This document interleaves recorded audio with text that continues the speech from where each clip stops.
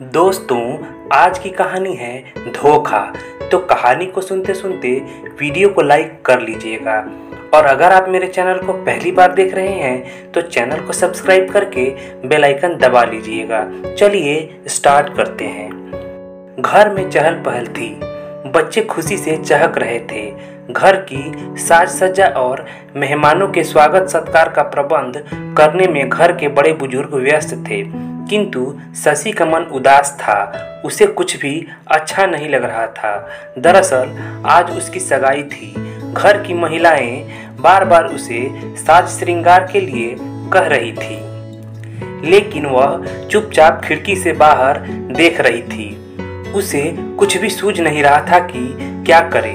2 महीना पहले जब उसकी शादी तय हुई थी तो वह खूब रोई थी। वह किसी और को चाहती थी, लेकिन उसके माता पिता ने उससे पूछे बगैर एक व्यवसायी से उसकी शादी पक्की कर दी थी। वह अभी शहर में हॉस्टल में रहकर बीएड कर रही थी। वहीं अपने साथ पढ़ने वाले राकेश को वह दिल दे बैठी थी, लेकिन उसने यह बात अपने माता पिता को नहीं बताई थी, क्योंकि वह खुद या राकेश अभी अपने पैरों पर खड़े नहीं हो पाए थे।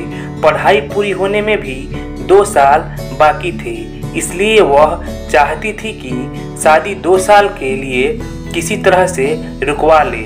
उसने सोचा कि जब परिस्थितियां ठीक हो जाएंगी तो मन की बात अपने माता पिता को बताकर राकेश के लिए उन्हें राजी कर लेगी। इसलिए पिछली छुट्टी में वह घर आई तो अपनी शादी की बात पक्की होने की सूचना पाकर खूब रोई थी। शादी के लिए मना कर दिया था, लेकिन किसी ने उसकी एक न सुनी। पिताजी तो एकदम भड़क गए और चिल्लाते हुए बोले थे, शादी वहीं होगी जहां मैं चाहूँगा। राकेश को उसने फ़ोन पर ये बातें बताई थी। वह घबरा गया था। उसने कहा था, शशि तुम शादी के लिए मना कर दो। नहीं, यह इतना आसान नहीं है। पिताजी मानने को तैयार नहीं है, लेकिन मैं कैसे रहूँगा? अकेला हो जाऊँगा तुम्हारे बिना। मैं भी तुम्हारे बिना जी नहीं पाऊंगी राकेश। शशि का गला भर आया था। एक काम करो, तुम पहले हॉस्टल आ जाओ, कोई उपाय निकालते हैं, राकेश ने कहा था। मैं रेलवे स्टेशन पर तुम्हारा इंतजार करूंगा। 2 नंबर गेट पर मिलना, वहीं से दोनों हॉस्टल चलेंगे। उदास स्वर में शशि बोली थी, ठीक है, मैं 2 नंबर गेट पर तुम्हारा इंतजार करूंगी। तय योजना के अनुसार शशि रेल से उतरकर 2 नंबर गेट पर खड़ी हो गई। तभी एक कार आकर शशि के पास रुकी। उसमें से राकेश बाहर निकला और शशि के गले लगकर बोला, मैं तुम्हारे बिना नहीं रह सकता। शशि रुआंसी हो गई। राकेश ने कहा, आओ गाड़ी में बैठकर बातें करते हैं। राकेश कितना सच्चा है, शशि ने सोचा। गाड़ी में बैठते ही राकेश ने शशि का हाथ अपने हाथ में लेकर कहा, शशि मैं तुमसे प्यार करता हूँ, तुम नहीं मिली तो अपनी जान दे दूंगा। कार सड़क पर दौड़ने लगी। शशि बोली, नहीं राकेश, ऐसा नहीं करना। मैं तुम्हारी हूँ और हमेशा तुम्हारी ही रहूंगी। इसके लिए मैंने एक उपाय सोचा है, राकेश ने कहा। क्या? शशि बोली, हम लोग शादी कर लेते हैं और अपनी नई जिंदगी शुरू करते हैं। शशि आश्चर्यचकित होकर बोली, यह क्या कह रहे हो तुम? तुम्हारा दिमाग तो ठीक है ना? तुम्हें मुझ पर विश्वास नहीं है? तभी उसने ड्राइवर से कार रोकने को कहा। कार एक पुल पर पहुंच गई थी। नीचे नदी बह रही थी। राकेश कार से बाहर आकर बोला, तुम शादी के लिए हाँ नहीं कहोगी तो मैं इसी पुल से नदी में कूदकर जान दे दूंगा। यह कहकर राकेश पुल की तरफ बढ़ने लगा। यह क्या कर रहे हो राकेश? शशि घबरा गई। तो मैं जी कर क्या करूंगा? चलो मैं तुम्हारी बात मानती हूँ, लेकिन जान ना दो। यह कहकर उसने राकेश को खींचकर वापस कार में बिठा दिया और खुद भी बगल में बैठकर बोली, लेकिन यह सब होगा कैसे? शशि के हाथों को अपने सीने से लगाकर राकेश बोला, अगर तुम तैयार हो तो सब हो जाएगा। हम दोनों आज ही शादी करेंगे। शशि चकित रह गई इस निर्णय पर। वह कांप रही थी। उसकी समझ में नहीं आ रहा था कि क्या करे। ना कहे तो प्यार टूट जाता और राकेश जान दे देता। हाँ कहे तो माता पिता, रिश्तेदार और समाज के गुस्से का शिकार बनना पड़ेगा। क्या सोच रही हो? राकेश ने पूछा। शशि बोली, यह सब अचानक और इतनी जल्दी ठीक नहीं है। मुझे कुछ सोचने समझने का समय तो दो। इसका मतलब तुम्हें मुझसे प्यार नहीं है। ठीक है, मत करो शादी, मैं भी जिंदा नहीं रहूँगा। अरे यह क्या कर रहे हो? मैं तैयार हूँ, लेकिन शादी कोई खेल नहीं है। कैसे शादी होगी? हम कहाँ रहेंगे? घर के लोग नाराज होंगे तो क्या करेंगे? हमारी पढ़ाई का क्या होगा? शशि ने कहा। तुम इसकी चिंता मत करो, मैं सब संभाल लूँगा। एक बार शादी हो जाने दो, कुछ दिनों बाद सब मान जाएंगे। वैसे अब हम लोग बालिग हैं, अपने जीवन का फैसला स्वयं ले सकते हैं, राकेश ने समझाया। लेकिन मुझे बहुत डर लग रहा है। मैं हूं ना, डरने की क्या बात है? चलो फिर ठीक है, मैं तैयार हूँ। डरते डरते शशि ने शादी के लिए हामी भर दी। वह किसी भी कीमत पर अपना प्यार खोना नहीं चाहती थी।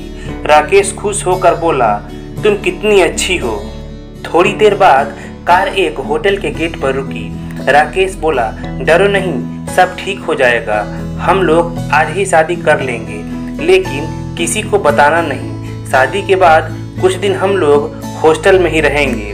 15 दिन के बाद मैं तुम्हें अपने घर ले चलूँगा। मेरी माँ अपनी बहू को देखना चाहती है, वे बहुत खुश होंगी। तो क्या तुमने अपनी मम्मी पापा को सब कुछ बता दिया? नहीं, सिर्फ मम्मी को। किंतु पापा नहीं चाहते कि अभी मेरी शादी हो।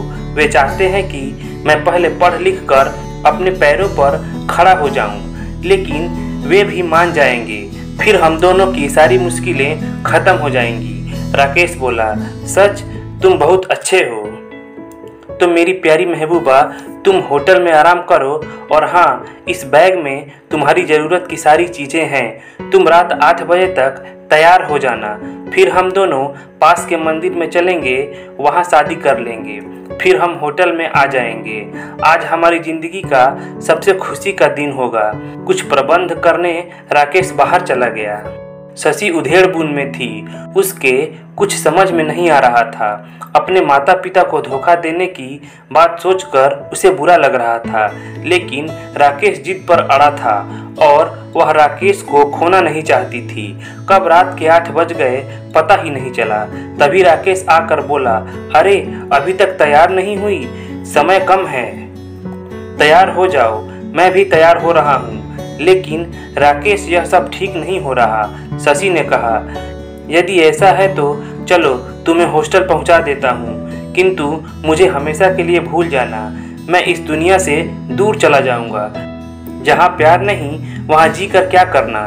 राकेश उदास होकर बोला, तुम बहुत जिद्दी हो राकेश। डरती हूं कहीं कुछ बुरा ना हो जाए, लेकिन मैं किसी कीमत पर अपना प्यार पाना चाहता हूं। नहीं तो बस राकेश, और कुछ मत कहो। 1 घंटे में तैयार होकर दोनों पास के एक मंदिर में पहुंच गए। वहां राकेश के कुछ दोस्त पहले से मौजूद थे। राकेश मंदिर के पुजारी से बोला, पंडित जी, हमारी शादी जल्दी करा दीजिए। जल्दी ही शादी की प्रक्रिया पूरी हो गई। शशि और राकेश एक दूसरे के हो गए। शशि को अपनी बाहों में लेकर राकेश बोला, चलो अब हम होटल चलते हैं। आज की रात वहीं बितानी है। दोनों होटल में आ गए, लेकिन यह दूसरा होटल था। शशि को घबराहट हो रही थी। राकेश बोला, चिंता ना करो, अब सब ठीक हो जाएगा। आज की रात हम दोनों की खास रात है। शशि मन ही मन डर रही थी, किंतु राकेश को रोक नहीं सकी। फिर उसे भी अच्छा लगने लगा था। दोनों एक दूसरे में समा गए। कब 2 घंटे बीत गए पता ही नहीं चला। थक गई ना, चलो पानी पी लो और सो जाओ। पानी का गिलास शशि की तरफ बढ़ाते हुए राकेश बोला। शशि ने पानी पी लिया। जल्द ही उसे नींद आने लगी। वह सो गई। सुबह जब शशि की नींद खुली तो वह हक्का बक्का रह गई। उसके शरीर पर एक भी वस्त्र नहीं था। उसके मुंह से चीख निकल गई जब उसने देखा कि कमरे में राकेश के अलावा 3 और लड़के थे। सब मुस्कुरा रहे थे। तभी राकेश बोला, चुप रहो जाने मन, यहाँ तुम्हारी आवाज़ सुनने वाला कोई नहीं है। ज़्यादा इधर उधर की तो तेरी आवाज़ को हमेशा के लिए खामोश कर देंगे। यह तुमने अच्छा नहीं किया राकेश। अपने शरीर को ढकने का प्रयास करती हुई शशि रोने लगी। तुमने मुझे बर्बाद कर दिया। मैं सबको बता दूंगी। पुलिस में शिकायत करूंगी।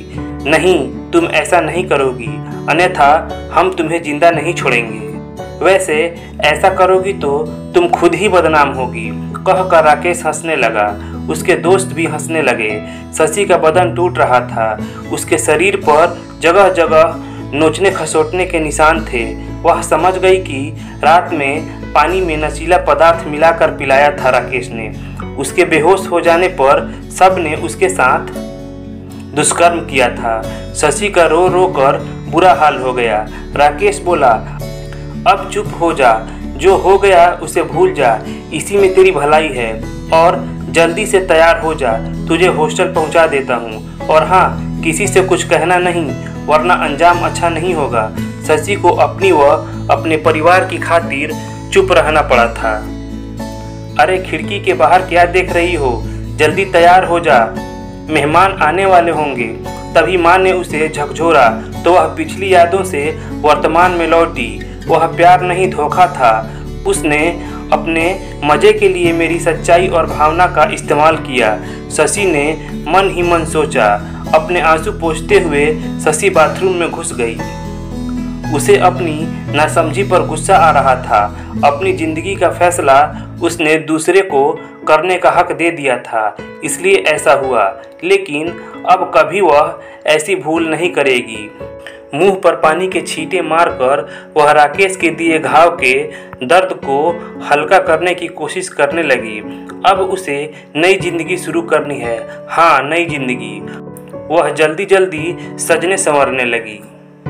दोस्तों, अगर कहानी अच्छी लगी हो तो लाइक कर दीजिएगा, चैनल को सब्सक्राइब कर लीजिएगा। चलिए मिलते हैं अगले कहानी वाले वीडियो में। धन्यवाद।